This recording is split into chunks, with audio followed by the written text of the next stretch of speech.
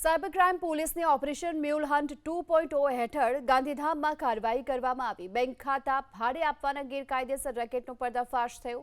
4 આરોપીની ધરપકડ પણ કરવામાં આવી, જ્યારે કે 4 આરોપી હજુ ફરાર।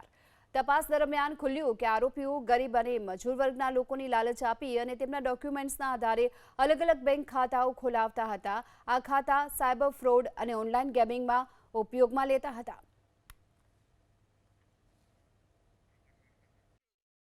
44 કરોડ જેટલા રકમનું એમાં ઓવરઓલ અકાઉન્ટ્સમાં ટ્રાન્ઝેક્શન મળ્યા છે, જેમાં 105થી પણ વધારે મ્યુલ અકાઉન્ટ્સની વિગતો ટીમને મેળવવામાં આવી છે।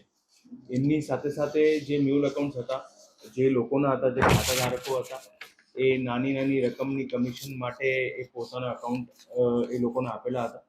અને એમાં અહીંયા લોકલ ગાંધીધામ આદિપુરના ઘણા ભાગના મોટા લોકો જે છે, એમાં મોટાભાગના લોકો આમાં એ લોકોના મ્યુલ અકાઉન્ટ્સ ધ્યાને આવેલ છે।